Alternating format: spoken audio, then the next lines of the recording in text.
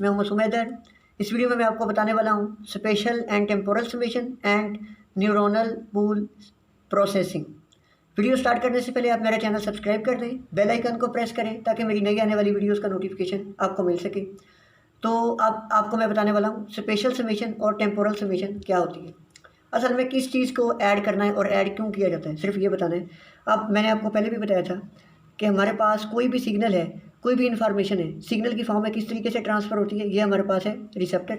Receptor से कोई भी नर्व फाइबर इंफॉर्मेशन लेके जाता है to the higher centre of the brain. ये हायर सेंटर ऑफ ब्रेन में इंफॉर्मेशन हमारी चले गई, ये लेके कौन गया? नर्व फाइबर लेके गया। अब ये जो नर्व फाइबर है, जब ये हमारे higher centre of the brain में पहुंचता है, ये यहाँ पर जाकर क्या जनरेट करता है? इलेक्ट्रिकल पोटेंशियल जनरेट करता है। अगर ये इलेक्ट्रिकल पोटेंशियल जनरेट किया ज़्यादा हो तो जो हमारा higher centre of the brain है ये परसीव करता है कि ये जो सिग्नल लेके आ रहा है नर्व फाइबर, इसकी इंटेंसिटी ज़्यादा है। अगर ये इलेक्ट्रिकल पोटेंशियल की वैल्यू कम हो तो हमारा higher centre of the brain जो है, हायर सेंटर्स ये परसीव करते हैं कि ये जो नर्व फाइबर है जिस सिग्नल को लेके आ रहा है इसकी इंटेंसिटी कम है। तो इसका मतलब अगर हम इंटेंसिटी ऑफ द सिग्नल जो है ये लेके आ रहा है नर्व फाइबर, अगर इसको बढ़ाना या कम करना चाहते हैं तो बेसिकली ये क्या है? Electrical potential generated in the higher centre of the brain. अब इंटेंसिटी ऑफ द सिग्नल बढ़ाई कैसे जा सकती है? इसके दो वेज हैं। नंबर वन, एक तो ये तरीकाकार है जैसे ये एक नर्व फाइबर जो है सिग्नल को लेके जा रहा था, अब एक नर्व फाइबर की बजाय काफ़ी सारे नर्व फाइबर जाना शुरू हो जाए towards the higher centre of the brain. जब ज़्यादा नर्व फाइबर जाएंगे तो ज़्यादा नर्व फाइबर जाके हायर सेंटर ऑफ ब्रेन में ज़्यादा इलेक्ट्रिकल पोटेंशियल जनरेट करेंगे, जिसकी वजह से जो इंटेंसिटी ऑफ द सिग्नल जो है ये हमारे पास बढ़ जाएगी। अब इसमें क्योंकि हर एक नर्व फाइबर का जो इलेक्ट्रिकल पोटेंशियल है, जो सिग्नल की फॉर्म में एक नर्व फाइबर जो है सिग्नल इलेक्ट्रिकल पोटेंशियल की फॉर्म में क्योंकि लेके जाता है, तो हर फाइबर का इलेक्ट्रिकल पोटेंशियल जो है कॉर्टेक्स में एड अप हो गया।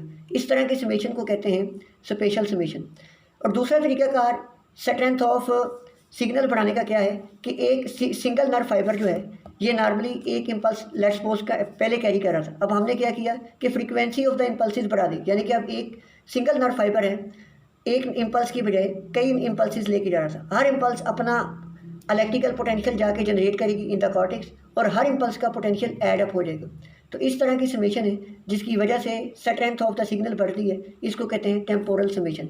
अब इसका एक्सप्लेनेशन मैं आपको गाइडेंस से भी देता हूँ।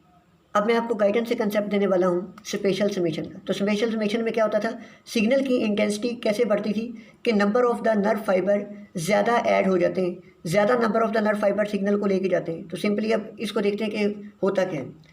ये एक स्किन का एरिया दिखाया गया है जिसके ऊपर पिन प्रिक की है।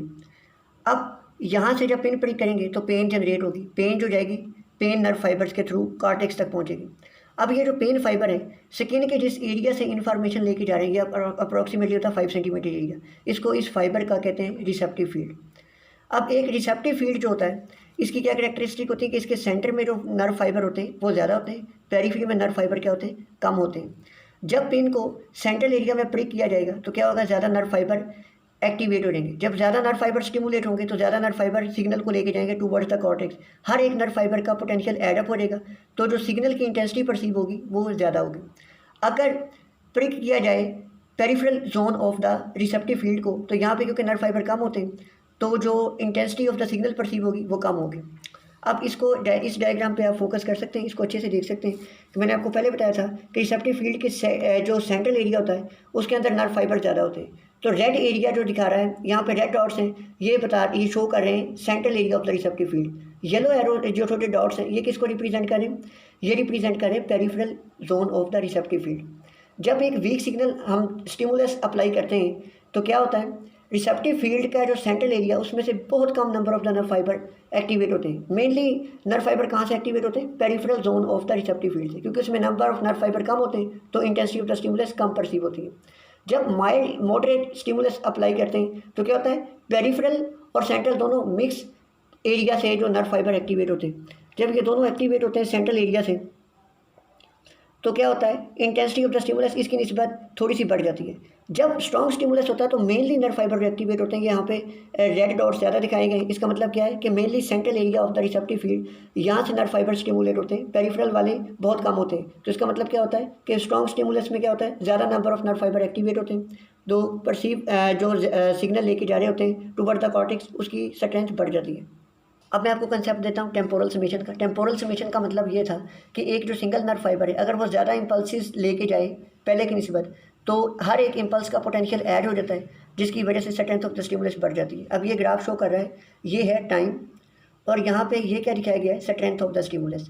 अब देखिए जब ये स्ट्रेंथ ऑफ स्टिमुलस बहुत कम है तो इसका मतलब क्या है, यहाँ पे ये नीचे देखें आप कि नंबर ऑफ द इम्पल्सिस जो एक सिंगल नर्व फाइबर लेके जा रहा है वो बहुत कम है। नंबर ऑफ इम्पल्सिस जब बहुत कम होगी तो क्या होगी, स्ट्रेंथ ऑफ द स्टिमुलस बहुत कम होगी। जब नंबर ऑफ द इम्पल्सिस बहुत ज़्यादा होगी तो क्या होगी, स्ट्रेंथ ऑफ द स्टिमुलस बहुत ज़्यादा होगी। इसका मतलब क्या होगा, इंडिविजुअल इम्पल्स का जो वोल्टेज है ये जाके हायर सेंटर ऑफ ब्रेन में एडअप हो जाएगा। इस तरह से जो स्ट्रेंथ ऑफ सिग्नल बड़ी है, इस तरह की समेशन को कहते हैं टेम्पोरल समेशन। अब मैं आपको बताने वाला हूँ what are neuronal pool. Neuronal pool कहते हैं जब न्यूरॉन्स काफ़ी सारे मिलकर एक नेटवर्क बनाए, उसको कहते हैं neuronal pool. Neuronal pool small भी हो सकते हैं, लार्ज भी हो सकते हैं। स्मॉल न्यूरोनल पूल हैं जैसे कि nuclei of the mesencephalon, basal nuclei, nuclei of the thalamus. Large जो न्यूरोनल पूल होते हैं वो होते हैं cerebral cortex, dorsal grey horn of the spinal cord, इनको हम कंसीडर करते हैं लार्जर न्यूरोनल पूल। अब न्यूरोनल पूल में कुछ डिफरेंसेस होते हैं आपस में, लेकिन जो जनरल ऑर्गन है देखें हर एक न्यूरोनल पूल की वो सेम होती है। वो क्या होती है ये आप देखें, कोई भी न्यूरोनल पूल दो तरह के टर्मिनल पर मुश्तमिल होता है। एक तरह के टर्मिनल जैसे कि 1, 2 को मैंने दिखाया, इनको कहते हैं इनपुट टर्मिनल। दूसरी तरह के टर्मिनल को कहते हैं आउटपुट टर्मिनल, जो A, B, C हैं। और इसका सेंट्रल एरिया जो होता है उसमें होता है dendrites and the cell bodies of the neurons, जो 100 से 1000 हो सकती है। ये डिपेंड करता है साइज ऑफ द पूल पे।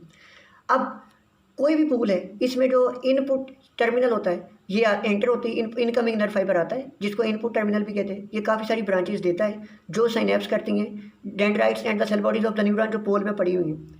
और इसकी ब्रांचेस जो हैं ये जो इनपुट टर्मिनल देता है ये इसके करीब वाले न्यूरॉन्स के लिए ज़्यादा होती हैं, जबकि जैसे जैसे न्यूरॉन जो दूर दूर पड़े उनको ये ब्रांचेस कम मिलती हैं। फिर उसके बाद क्योंकि ये न्यूरॉन अभी आके साइनेप्स करते हैं, ये साइनेप्स से पहले वाले न्यूरॉन है, इनपुट न्यूरॉन को कहते हैं प्री साइनेप्टिक न्यूरॉन। और इसके बाद जब साइनेप्स के बाद न्यूरॉन्स के नर्व फाइबर जो आउटपुट के तौर पे बिहेव करते हैं, इन न्यूरॉन्स को हम कहते हैं पोस्ट साइनेप्टिक न्यूरॉन्स। अब आपको ये मैं बताने वाला हूँ कि जो न्यूरॉन पड़ा हुआ है हमारे पास पूल के अंदर, कितने न्यूरॉन का एक सिंगल इनपुट या इनकमिंग नर्व फाइबर इसको स्टिमुलेट कर सकता है, जवाब है नहीं। अब जब ये एक सिंगल इनकमिंग नर्व फाइबर आता है ये large number of the terminal branches देता है, नॉर्मली होती है 100 to 1000, जो कि न्यूरॉन्स ऑफ द पूल को एक्साइट करते हैं। लेकिन यहाँ पे हमारी गाइडेंस कहती है कि हम अज्यूम कर लेते हैं कि जो एक इनकमिंग नर्व फाइबर है ना, ये टर्मिनल ब्रांचेस देता है 6।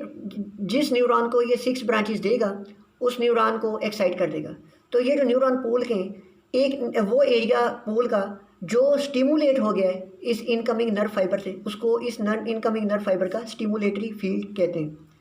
अब आपने इंपॉर्टेंट बात ये याद रखनी है कि ये देखिए 2 इनकमिंग नर्व फाइबर जिनको इनपुट टर्मिनल कहते हैं, ये दोनों आके डिवाइड करके large number of the branches. अब जो अगर हम 1 पे फोकस करें, 1 की जो टर्मिनल ब्रांचेज है इन्होंने ज़्यादा ओवरलैप किया हुआ है पूल के न्यूरॉन A को, B को इसकी ब्रांचेस कम मिली हैं, C को ब्रांचेस और D को बिल्कुल ही कम मिली हैं। तो इसका मतलब क्या है, मेजर जो ब्रांचेस हैं ये जो है हमारे। तो अब मैं आपको बता रहा था कि ये जो टर्मिनल 1 है इसकी मेनली ब्रांचेज ओवरलैप की हुए हैं पूल के न्यूरॉन 1 को, बहुत कम है, जबकि इसकी ब्रांचेज हैं जो B और C और D के लिए ये कम है। इसका मतलब A जो है अब इसको तकरीबन 6 ब्रांचेज जो मिल जाएंगी, जो गाइडेंस के मुताबिक हम कहते हैं कि 6 ब्रांचेज जिस न्यूरॉन को मिलेगी वो स्टिमुलेट हो जाएगा। तो इसका मतलब इनपुट टर्मिनल 1 जो है ये न्यूरॉन A के लिए क्या है, स्टिमुलेटरी है, जबकि B और C और D इनको 6 ब्रांचेस तो नहीं मिल रही लेकिन 2 तो मिल रही हैं ना। तो अब अगर ये 0 से 6 पे पहुँचते तो इनको पहुँचना मुश्किल था, 2 से 6 पे पहुँचना आसान है। इसका मतलब ये इनपुट टर्मिनल 1 जो है ये B और C और D के लिए क्या है, फैसिलिटेटरी है। अब इसको हम एक और वे से देखते हैं।